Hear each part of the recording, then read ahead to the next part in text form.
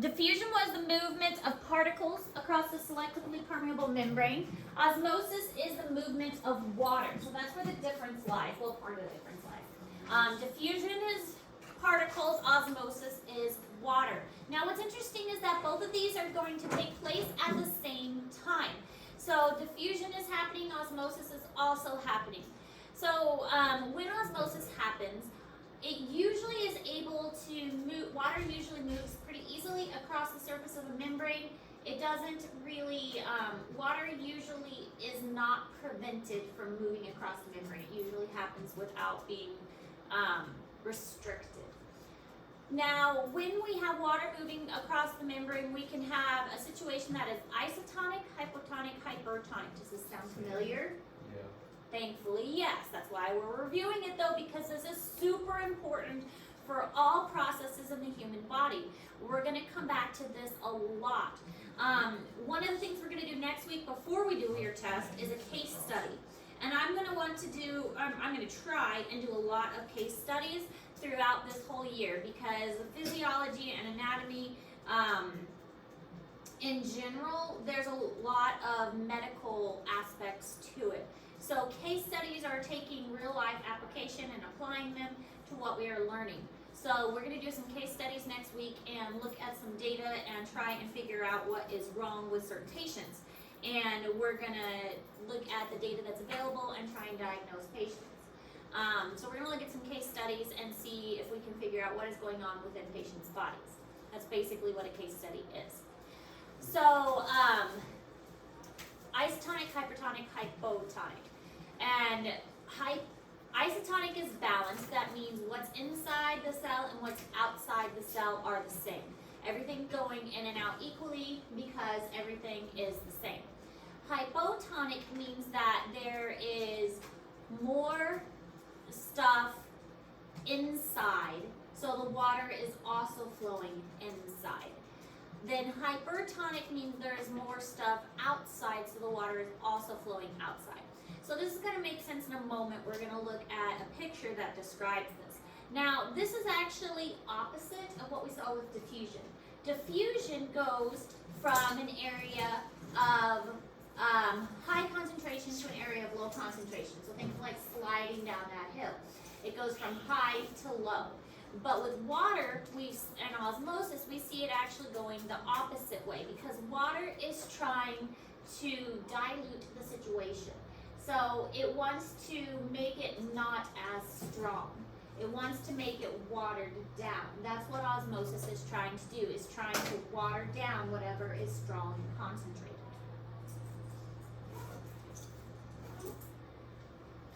All right, so here is a picture that is found in Google Classroom, but I like to use this picture because blood cells is one of the best examples for this. So, hypertonic, isotonic, and hypotonic. So with this situation, we have a few things concentrated inside the cell, and we have a lot of things outside the cell. So when there's a lot of things outside the cell, the water is also going to go outside the cell. And this is called hypertonic. When this happens, the water leaves the cell and the cell shrivels up. Does anybody remember the way I described this in biology in the past? You two specifically, because you had me. How do you remember this? Hyper. Brianna, you had me in biology. Hyper means you would go outside. Hypo, you would go outside. Iso would stay isolated. And then just say stay where you are, and then hypotonic just go inside. Yeah. So I describe hypertonic because I have 4 children, and my children get hyper, and when my children get hyper, I send them outside to run off their energy. So everybody goes outside, my hyper children go outside, my hyper dogs go outside, and then the only thing left inside is me with nobody else, just relaxing. So everything is outside in hypertonic.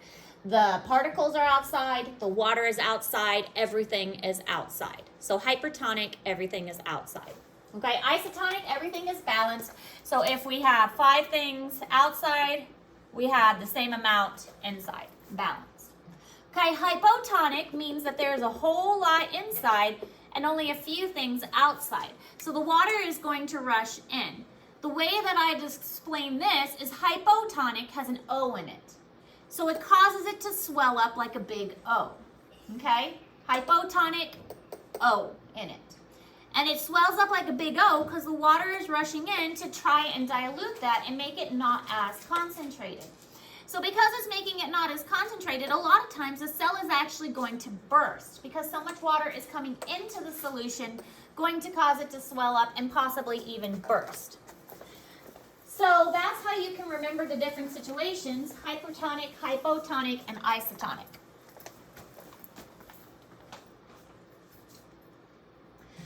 Now this is going to happen even in a laboratory situation. So here we have our selectively permeable membrane. And remember that diffusion would typically happen at the same time. Diffusion would have the little particles trying to go this way. Okay, so this would be diffusion. The red would come over here. That's diffusion. But if the particles can't fit, the water is going to try and move the other way. So if the particles can't move over, then the other option is the water to move over. And that's what we see happening here. The particles can't get through, but the water can. So the water is going to move up the other side until the concentration is about the same. So here we can see it's highly concentrated. And yes, there's still a lot of red on that side, but they're not as compacted together. They're about spread out about the same amount. So they're not, even though there's still the same amount on each side, they're spread out evenly. So that makes them not as concentrated. So both of these processes are happening at about the same time. So here we can see again, same idea. If the bag has about 2% sucrose, and sucrose is what? Sucrose is sugar. Anything ending in OSE is going to be sugar. So sucrose is table sugar, glucose sugar, fructose sugar, galactose, lactose, all of that's sugar. So if we put 2% sugar in a 2% sugar solution, isotonic. If we put it in a 10% sugar, is this hypertonic or hypotonic? Hyper, hypo? Hyper. Hyper, because everything is going out and it shrivels up. So what would this one be? Hypo, because it's swelling up like a big O, because it's more concentrated inside, the water is going inside. So hypotonic, hypertonic, isotonic.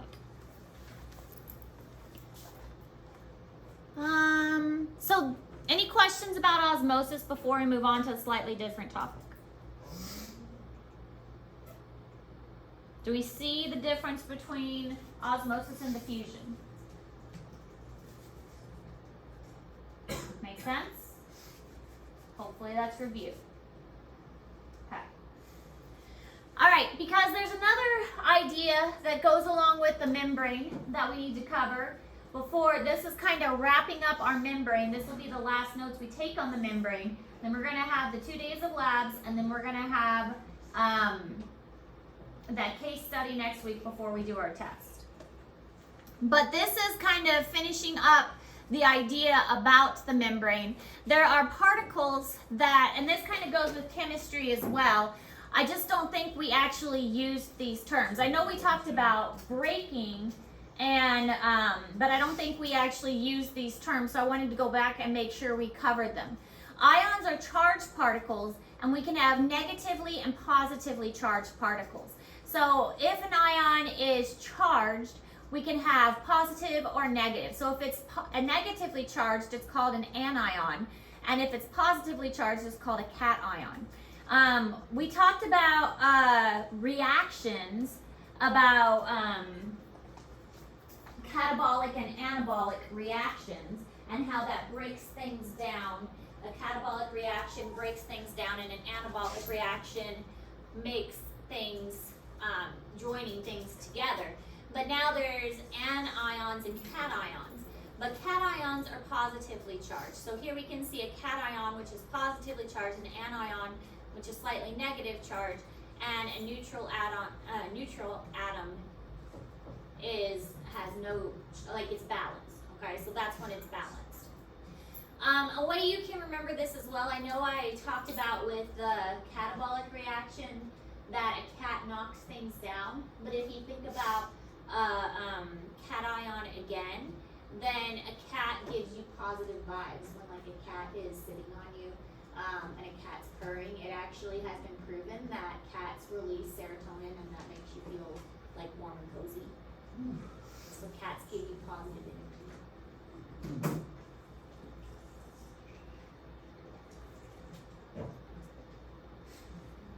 So when electrons are lost, because remember the electrons are the negative in the atoms, that's going to give it a slightly positive charge and make it a cation. And when the electrons are gained, that gives it a slightly negative charge. So then we have some electrostatic forces.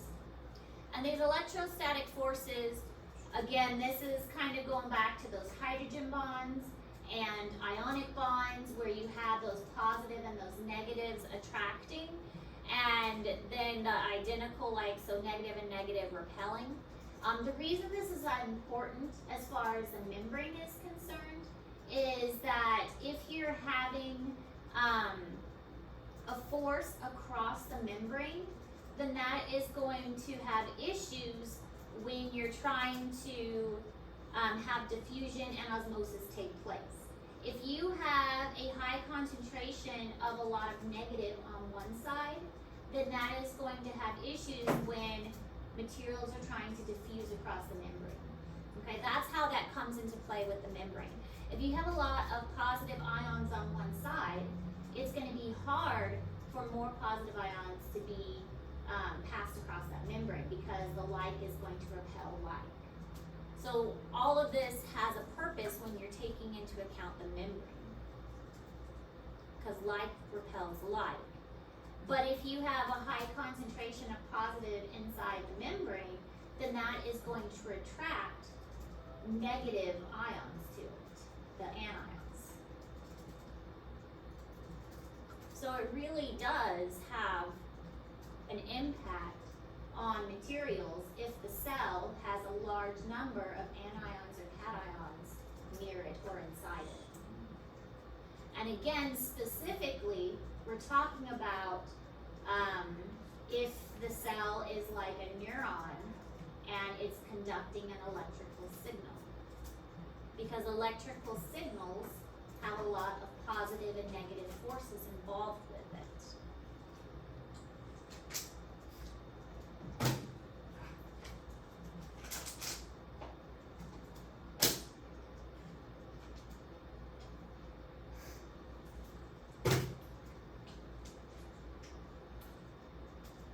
So now we're putting two principles together.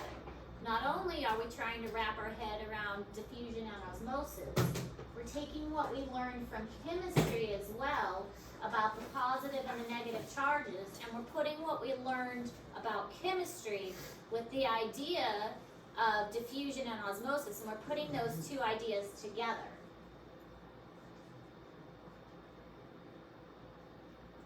So how do we do that? So some ions are permitted to cross more easily than others. When we talked about those gated versus those non-gated channels the other day. So if the gated channels are open all the time, it's easy for some of those ions to pass through. If the gated channels are closed, then it's harder for them to pass through. But when we add those positive and those negative factors into it, it complicates things a bit.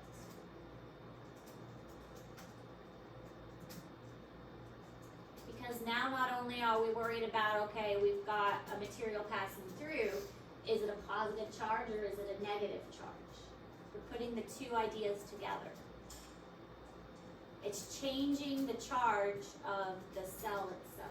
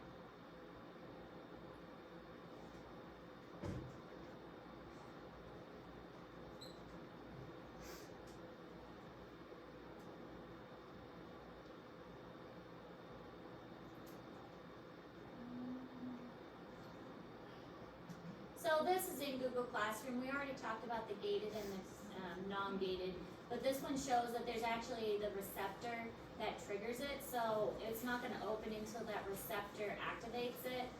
Here's where the receptor goes. Once the receptor activates it, then it's going to open it. Specifically, again, the sodium potassium. I know we've mentioned that a lot because that's one of the main pumps that's pumping the ions across.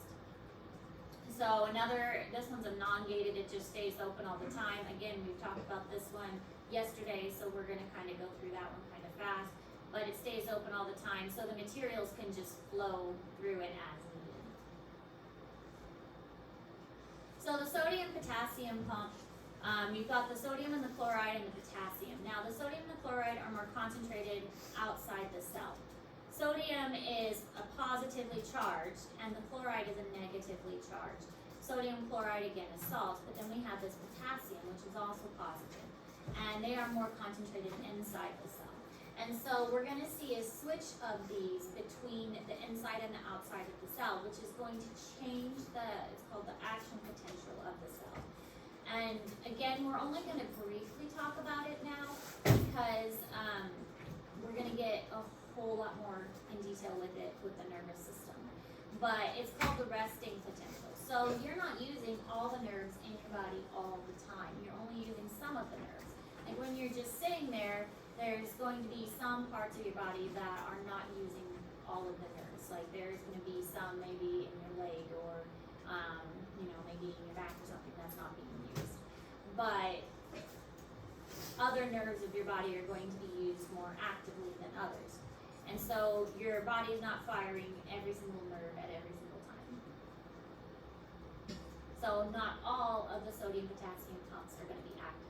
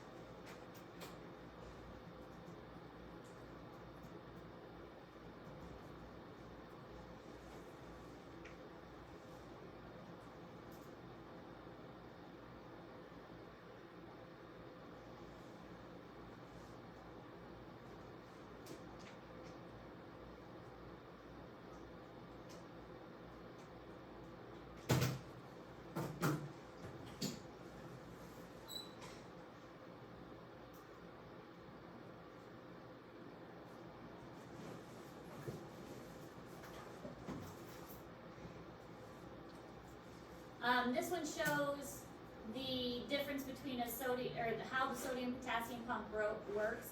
So as the sodium is brought in and pushed to one side, once it opens, the potassium is brought in and pushed to the other side. So it's the same pump, and sodium brought to one side, potassium pushed to the other, and it's moving them back and forth between them, and it does require ATP in order to work, but it's changing the action potential and pushing the positive versus the negative, changing the which one has more positive and which one has more negative, and effectively making it energized on one side of the cell versus the other. Didn't know if it was going to push play on its own.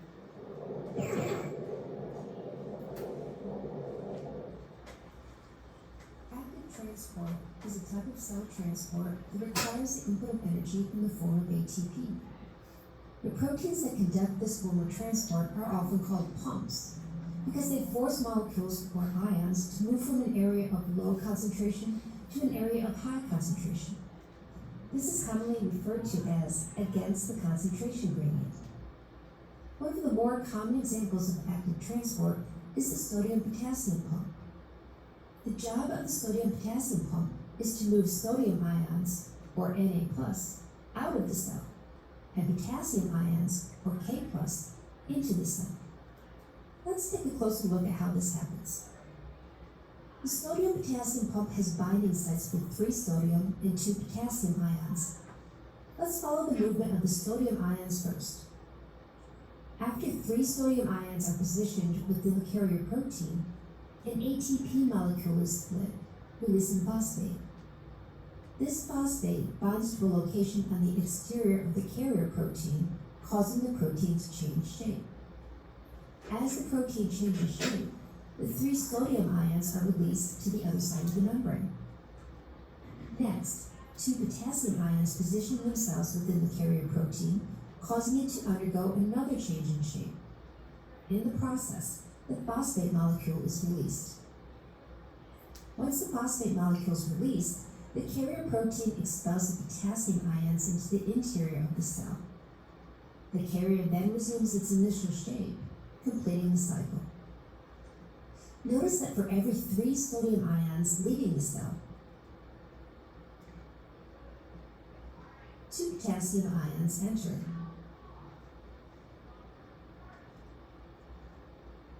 Since both sodium and potassium ions have a positive charge, this unequal movement causes an electrical gradient to develop across the plasma membrane of the cell.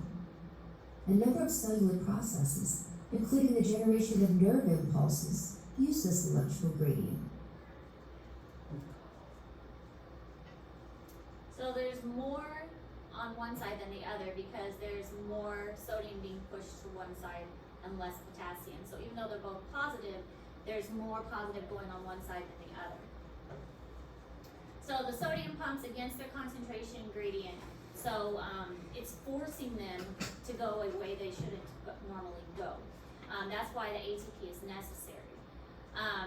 This is used in cardiac muscles, kidney function, and specifically again in nerve impulse traveling. It's not normal. This is not a balanced function that the cell would typically want to do. Normally, this cell would want to maintain homeostasis. So the sodium-potassium pump is not something that is a normal function of the cell. So it's not used in every single cell. It's used only in cells that need to have this.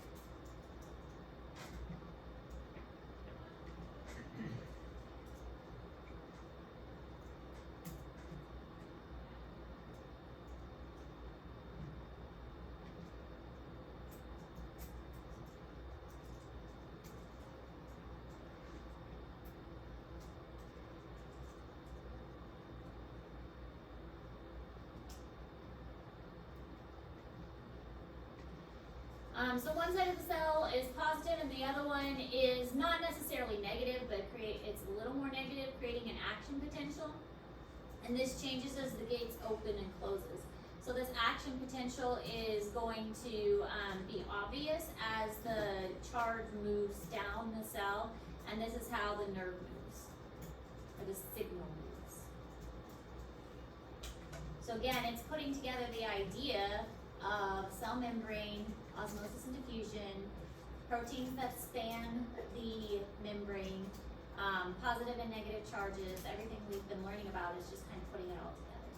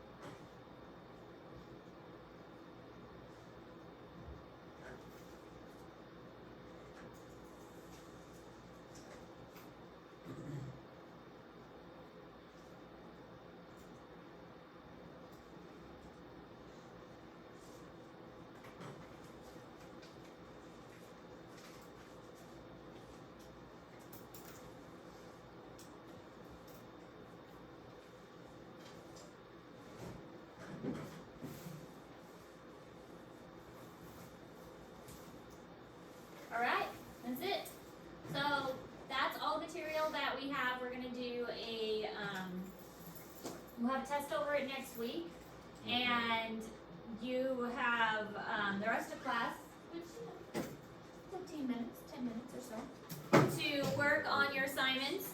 Then tomorrow, the next 2 days will be lab, and then what was I gonna say? Then Tuesday, Wednesday. Oh, that's right. You have sub Thursday, Friday next week. Because Thursday's the blood drive and Friday is Boonville homecoming. Oh, yeah, I meant to ask them that. Come on, you need little people after. If I can work, can I work just 2 shifts back to back? Yeah. Like I was doing that. You can sign up on the sheet I emailed. You just go on I there. know Shar took one of mine. I gave her one of mine. Yeah, you can just go on there and delete and change it up. You remember It's on your your next one? Yeah, it's on the email. You guys should have access to it and you can just change it around however you need.